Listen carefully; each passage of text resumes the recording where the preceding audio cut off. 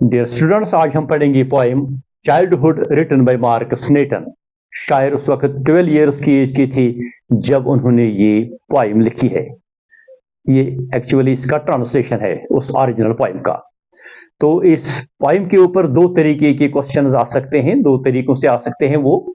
एक तो ये है, what is the difference between childhood and adulthood as portrait in the poem childhood written by Markus Natten. ये एक तरीके से आ सकता है क्वेश्चन। दूसरा तरीका ये है, the loss of innocence and the transition from childhood to adulthood discuss in light of the poem childhood written by Markus Natten.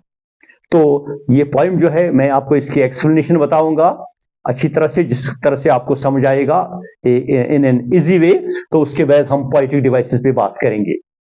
तो इस पोएम को शायर ने 4 स्टेंजाज में डिवाइड किया है, यानी लिखा है। तो पहले 3 स्टेंजाज में वो एक क्वेश्चन पूछते हैं, व्हेन डिड माय चाइल्डहुड गो, और लास्ट वाले स्टेंजा में वो कहते हैं, वायर डिड इट गो, यानी ये बचपन मेरा कहां चला गया। तो इस पहले स्टेंजा में शायर इस तरह कहते हैं, व्हेन डिड माय चाइल्डहुड गो, मेरा बचपन कब चला गया।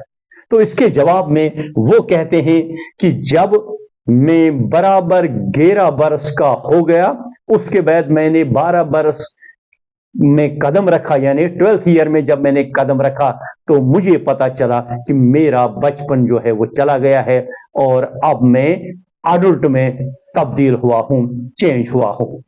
तो इसके बाद वो कहते हैं, जब मैंने रियलाइज किया कि हेल एंड हेवन, जहन्नम और जन्नत, क्योंकि ये ज्योग्राफी में कहीं नहीं पाए जाते हैं, लिहाजा वो ग्लोब पे नहीं होंगे, जमीन पे कहीं नहीं होंगे।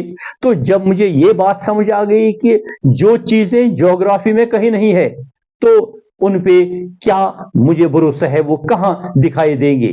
तो इस तरह से मुझे पता चला कि हां, अब मैं बालिग हुआ हो, मैं तो अभी बच्चा नहीं हो। यानी इस स्टेंजा में वो रैशनलिज्म पे बात करते हैं, वो हाइपोथेसिस पे बात नहीं करते हैं। वो कहते हैं कि यानी रैशनलिज्म का मतलब यह है कि when one believes in practical approach, तो यहां उसी की बात होती है इस पहले वाले स्टेंजा में। दूसरे स्टेंजा में फिर यही क्वेश्चन पूछते हैं, व्हेन डिड माय चाइल्डहुड गो। तो इसके जवाब में वो खुद बताते हैं, क्या बताते हैं, जब मैंने रियलाइज किया कि अडल्ट जो थे ना, वो वैसे नहीं थे जैसे वो दिखाई देते हैं। यानी वो मोहब्बत की बात करते हैं, प्यार की बात करते हैं, बड़े बड़े लेक्चर्स देते हैं, बड़े बड़े तबलीग करते हैं, लेकिन खुद वो उस पर अमल नहीं करते हैं। जब मुझे ये समझ आ गया कि ये बालिग लोग जो है, इनका ये हिपोक्रेटिक अप्रोच है, यानी वो सेइंग एंड डूइंग में जो फर्क है, यानी हिपोक्रेसी जो है, सेइंग एंड डूइंग में जो फर्क है, जो बिल्कुल कंट्राडिक्शन है। तो जब मुझे ये बात समझ आ गई तो मुझे पता चला कि मेरा बचपन चला गया है। इसके बाद तीसरे स्टेंजा में वो फिर यही सवाल पूछते हैं, व्हेन डिड माय चाइल्डहुड गो। तो इसके जवाब में वो कहते हैं कि जब मुझे समझ आ गया कि मेरा माइंड जो है वो रियली मेरा अपना है, मेरा दिमाग मेरा अपना है, यानी उसमें जो ख्याल है, उसमें जो आइडियाज है, उसमें जो थॉट्स है, उसमें जो फीलिंग्स है, वो मेरे अपने हैं, किसी दूसरे शख्स के नहीं है।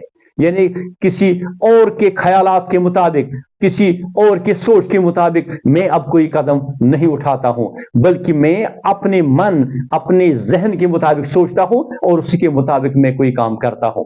यानी यहां वो इंडिविजुअलिटी की बात करते हैं, यानी इनफिरादियत की, यानी he has matured into a perfect personality now. तो उस पे वो बात करते हैं। तो लास्ट स्टेंजा में फिर वो पूछते हैं, क्या पूछते हैं, वायर डिड इट गो, ये मेरा बचपन जो है ये कहां अब चला गया। तो उसके जवाब में वो खुद कहते हैं कि अगर आपको ये बचपन देखना होगा तो आपको इनफैंट्स के फेस में देखना होगा, वही उसके सिम्टम्स मिलेंगे। यानी जो बच्चे, जो शीरख्वार बच्चा होता है, दूध पीने वाला बच्चा जो होता है, उसी के चेहरे से आपको जो बचपन है ना वो नजर आएगा। ये है एक्सप्लेनेशन इस पोएम की। इसके बाद हम पोएटिक डिवाइसेस पे आते हैं। पहली पोएटिक डिवाइस जो इसमें इस्तेमाल हुई है वो है रेफ्रेन। रेफ्रेन का मतलब ये है, when there is repetition of a line in the poem. यहां 2 लाइन उसका बार बार इस्तेमाल होता है, when did my childhood go, ये एक लाइन है। दूसरी लाइन जो बार बार इस्तेमाल होती है, वाज दैट द डे, तो लिहाजा ये रेफरेंट पोएटिक डिवाइस इस्तेमाल हुई है। इसके बाद है एनाफोरा।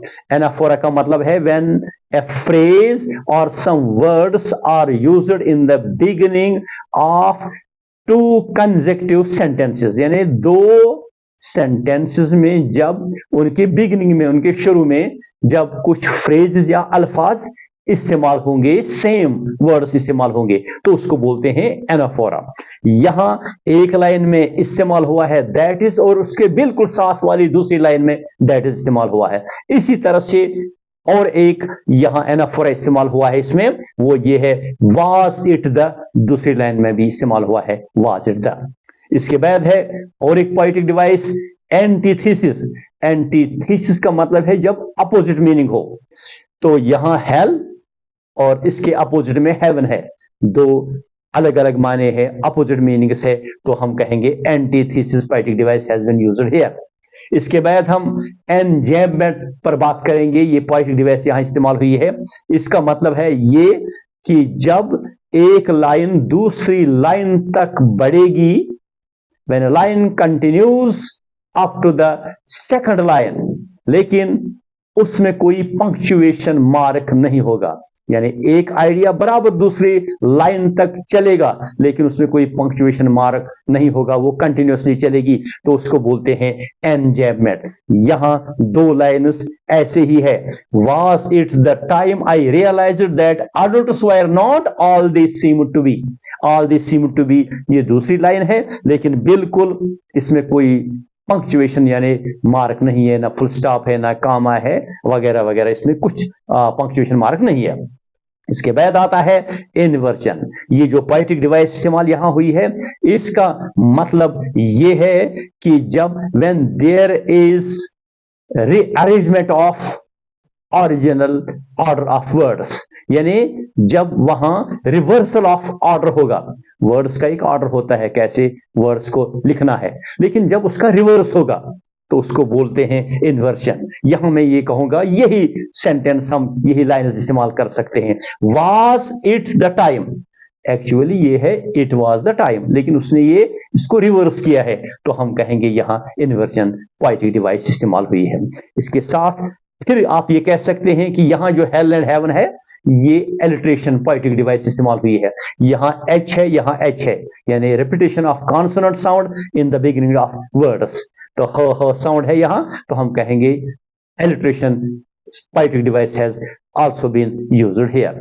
तो ये थी इस पोएम के मुतालिक कुछ इंफॉर्मेशन जो आप तक मैंने एक आसान तरीके से आप तक पहुंचाई है। मुझे उम्मीद है कि आपको ये पूरी तरह समझ आई होगी ये poem. Thanks, have a nice day.